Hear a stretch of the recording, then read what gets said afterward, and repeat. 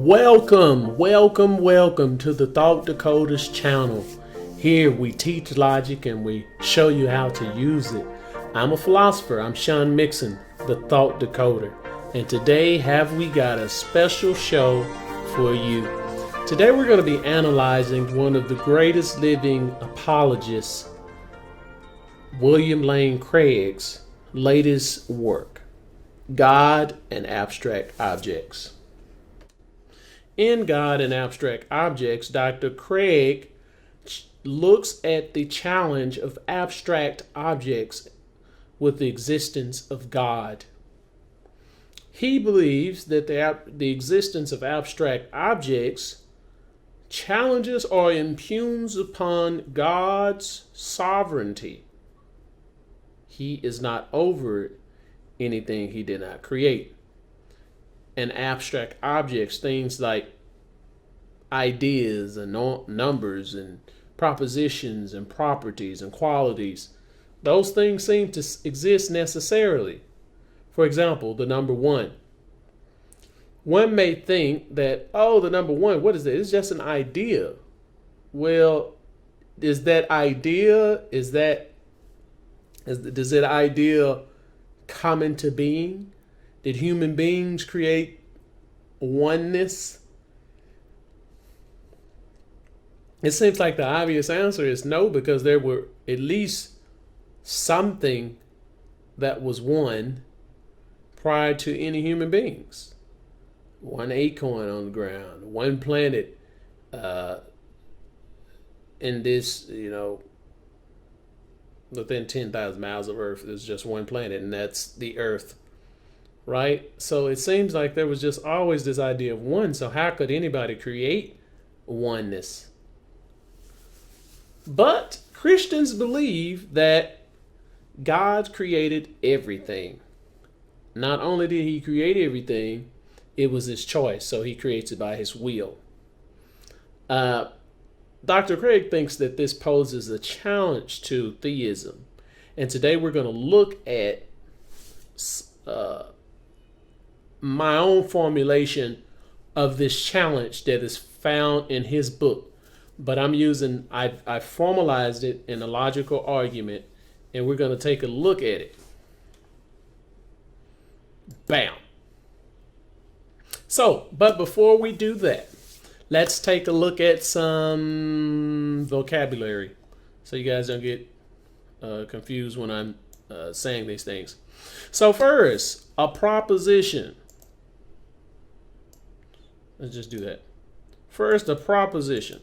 Now, a proposition is a statement that is true or false. For example, Jesus is the Son of God. Either that's true or it's false. Okay? A conditional statement. What is a conditional statement? Well, a conditional statement, it's an if-then statement that includes two propositions, one after the if and another after the then. Here's an example. If Jesus is the Son of God, there's a proposition, then Christianity is true. There's another one. Okay? So that's what an if-then statement. A right here is an example of an if-then statement. 3, a variable. You may hear me say variable. Now, an alphabet that replaces a statement. So instead of saying Jesus is the Son of God, I can just put P. Like this. P. Now, fourth thing you need to know is that symbolic logic uses variables to increase one's analysis of an argument's structure. Okay, what am I trying to say there? Because I'm not really saying it. It helps you to extract an argument structure through symbolism. How does it do that? Well, it eliminates the content so one can focus on the logical structure of the argument. So I get rid of Jesus is the Son of God. The content is Jesus is the Son of God. I can get rid of all the content and just put P to see how the logical structure of an argument. Okay, so now, if Jesus is the Son of God, then Christianity is true. This can be symbolized as a conditional statement in formal logic, symbolic logic, like this. If P, then Q. The P right here equals Jesus is the Son of God. The Q right here equals Christianity is true. The if then is implied by the arrow, and it goes to the right. So whatever statement is on the left of the arrow is the antecedent. There's a lot of vocabulary. And whatever is on the right is called the consequent. When reading a formalized conditional statement like if P then Q, I'm saying it so you can hear it, so it's going to seem redundant what I'm about to say. You must supply the if then. You read it in the following way. If P, then Q.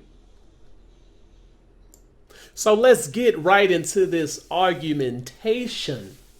All right. So we're going to look at the challenge to theism by Platonism. And it's my formulation of Dr. Craig's the challenge. You know, he does it in writing. There are two types of arguments under the relevant distinction that I'm about to state. One is a formal argument. That's when you have the premises and the conclusions, like this. Right. So this right here would be the conclusion. And I can show that with this symbol. Let's go to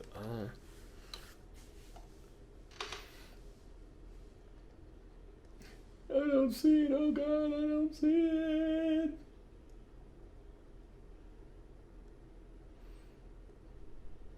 I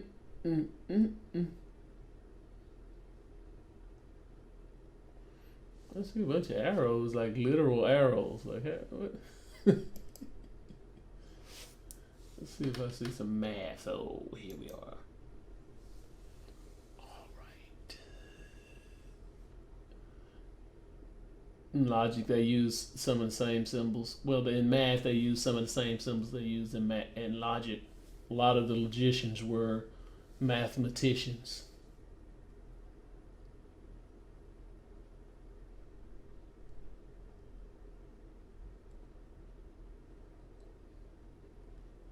I'm just looking for the conclusion symbol.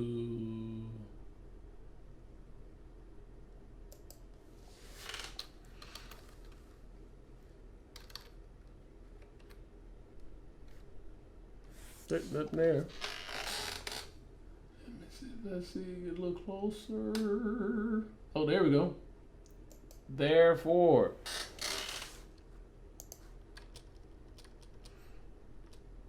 Gotta line this up. Hey, alright, it's not working.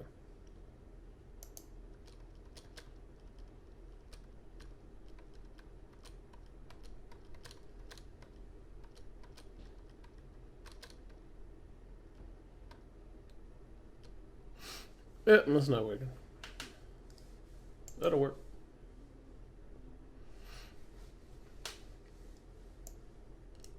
Make it just a little smaller so you guys can see it. All right. Beautiful. So now, this is what you call a formal argument. The last statement in the argument is the conclusion. They're often indicated by symbols such as this, or words such as letters, or abbreviation rather, such as QED. So these are all propositions, statements that are either true or false, and we call each one of them a premise, a basis for the conclusion. So I'm formalizing this argument of Dr. Craig as a conditional proof. With a conditional proof, you can show how some assumptions, if you assume certain things, how they lead to problems. The worst problem you could have in giving an argumentation is a contradiction. Why? Because within logic, no contradiction is true, right? So if you assume something that leads to a contradiction, then what you assume must be false. So let's take a look at these statements. And as you can see in number 3, this is something we went over today. This is a conditional statement. The if and the then are indicators, conditional statement indicators, which lets you know you're dealing with a conditional. Okay? The antecedent, which follows the if, it's right here. Abstract objects exist. And we said that itself, abstract objects exist, is a proposition. Right? Then they are necessary. So they are necessary is the consequent. It comes after the then. Okay? So let's look at this argument and see what we can say about it. Abstract objects exist. God is the greatest conceivable being. These are our assumptions for the conditional proof. If abstract objects exist, then they are necessary. If they are necessary, then God did not create abstract objects. Okay, so let's go back. What does it mean to be an abstract object? Well, that basically means to be something that exists in some way different from material objects, from mental objects such as a soul or spirit, or things like that, such as the number one. Let's assume that oneness exists. Where does it exist? Plato said there was a realm of ideas, and that's where all these forms existed in. So it's like a place. But J.P. Moreland, a Christian philosopher, has claimed in his book Universals that they aren't spatio-temporal. That means they don't have a location. Okay, so abstract objects like oneness, we already discussed like how you can't create one. So if those things aren't created yet they exist, then they are necessary, because that implies that they always existed. All right.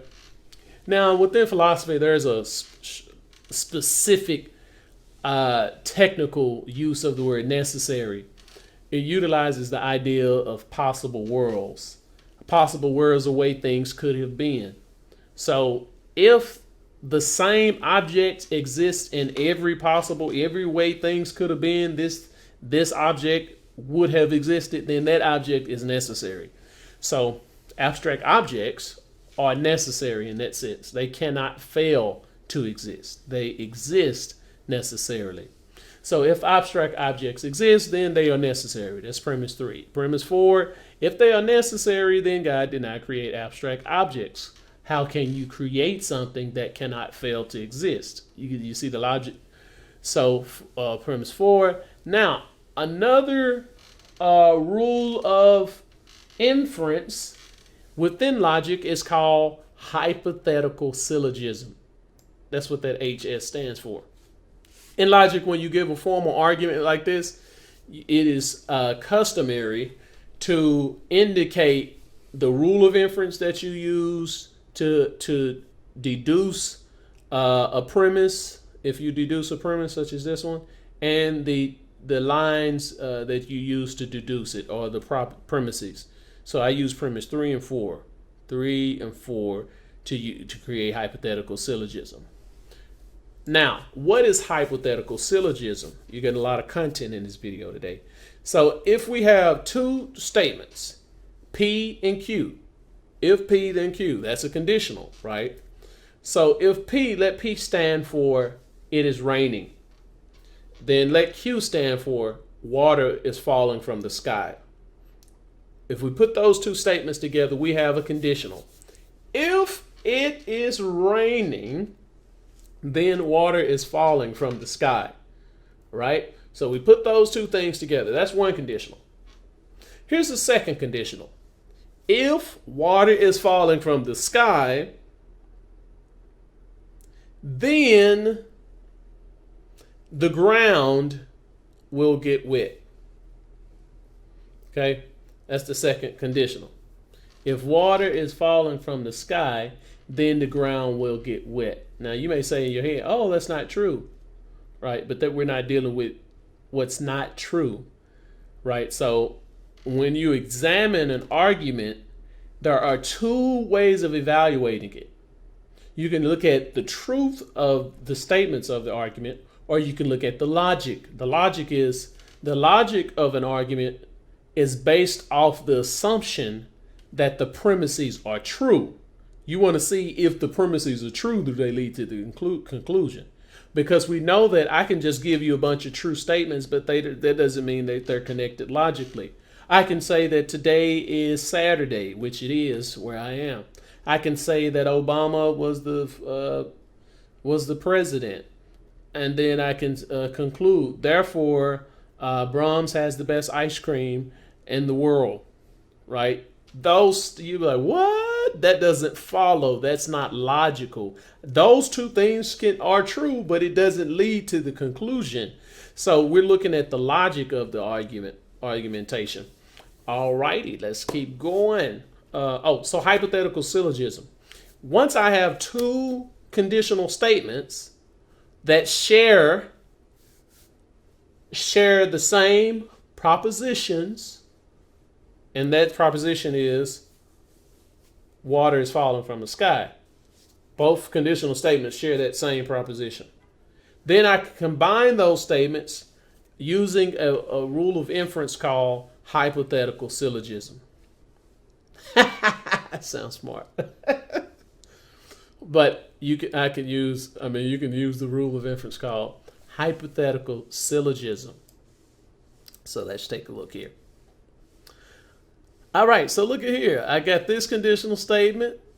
Oh no, wrong place. This conditional statement, and then this conditional statement. And look what I did with them. Since this is the shared proposition between both, I can use hypothetical syllogism to go further. Oh no, well, these two. Made a mistake. I was right the first time. So now look, they are necessary. Is the consequent of premise 3, but it is the antecedent of premise 4. When you have this connection with the same proposition as the consequent and the antecedent of a distinct, different proposition or premise 4, that is specifically, then you can use hypothetical syllogism to create a new premise with the antecedent of the first conditional statement, which would be right here, abstract objects exist, and the consequent of the second conditional statement, which is right here. God did not create abstract objects. Therefore, we have the new premise, premise 5. If abstract objects exist, then God did not create abstract objects. Okay? Why? Because you cannot create something that cannot fail to exist. It's put another way. It's impossible to create something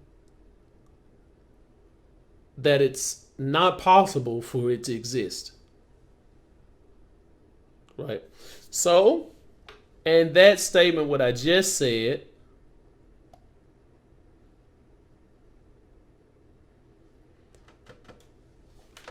is an assumption, right? That statement is an assumption. I just gave you an argument for premise 6, and that argument has an assumption that's not argued for here. Why couldn't you create an abstract object? I have to look at the details of WLC, William Lane Craig's writing. Go back through that chapter and pull out that argument and the premises that he thought led to that conclusion, premise 6, which being the conclusion. Let's continue. If abstract objects exist, then it's not the case that God created everything. Premises 5, 6, and you use hypothetical syllogism again, which we explained. It's not the case that God created everything. Look, so premise 7, and this MP stands for modus ponens, a Latin phrase that means mode of affirmation or mode of affirming, specifically. Mode of affirming. Now, this is a rule of inference. Now, how do I get to it's not the case? Now, I use premise 1. Anytime I have a conditional, such as right here, see, this is a conditional. And then on a different premise, I have the antecedent. Then I can infer the consequent of that conditional. Because I have if P then Q, here's P. Now I need Q, because I just told you if I had this, then I'll have the other thing. So, if God is the greatest conceivable being, then God created everything. Here we're getting into the nitty gritty. Theist believes that God created everything. Right? And where does that coming from? It's coming from premise 2. God is the greatest conceivable being. And premise 9. If God is the greatest conceivable being, then God created everything. Then we can infer the consequent. Bound. Premise 10. Now, there are 2 formal logical fallacies that people can make. One is I take a conditional, and instead of having the antecedent, which is abstract objects exist, as a separate premise, I have they are necessary, and try to infer abstract objects exist. You can infer this from this, but you cannot infer the antecedent from the consequent. So AC stands for affirming the consequent. That is a logical fallacy. Or you can deny the antecedent and think that you're denying the consequent. That's another logical fallacy. And I'm not going to go into that right now, but we'll do a video later on that. So, moving along. If God created everything, then God created abstract objects. Okay? So, that would imply that God created an abstract object. Okay? But here, if abstract objects exist, is necessary. So 8 is inconsistent, is actually contradictory, implicitly contradictory with the claim that God created abstract objects, meaning that they cannot both be true, right? So that leads to a contradiction from 10 and 8. God created everything, and it's not the case that God created everything. Now, this becomes a problem for the theists because it shows that God's nature, if abstract objects exist, this cannot include without contradiction, the creation of everything. All right, so this means that our view of God is incorrect, or it's and if which has implications on not only the theism in generally, but the nature of God, the character of God. If God gave us scripture and implied something to us that wasn't true, then He's no longer morally perfect, etc., etc. So it's just a slippery slope, which is also an informal fallacy, but I'm not using it as a fallacy. I'm using it as an idiom here, a figure of speech. But it's a slippery slope. One thing leads to another.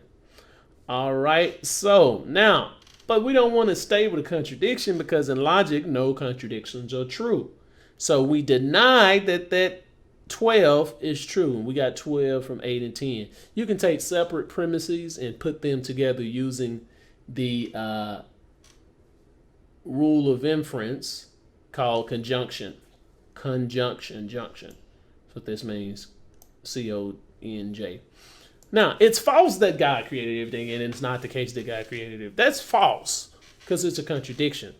So once we deny the contradiction, guess what we must deny? We must deny those assumptions that led to the contradiction. And that gives us premise 14. It's false that abstract objects exist and God is the greatest conceivable being. 1 and 2 conjunction.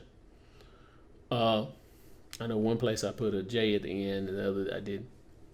Therefore, now here's another rule of inference, and I won't explain this because this video has. I'll go ahead and explain this. So if I have a conjunction, a premise that is made of a conjunction, like premise 14 here, and then I deny that entire premise, then I can infer logically that 14 is equivalent to the conclusion.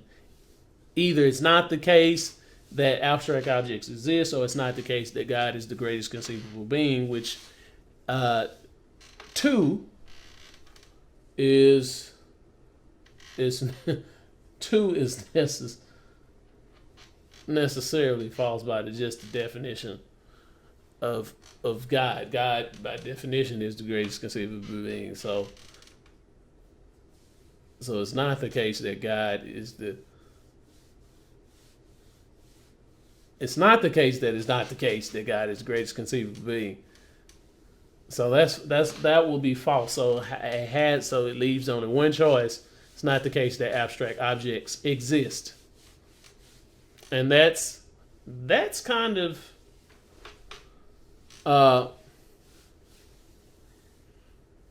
that's Dr. Craig's entire argument in the book.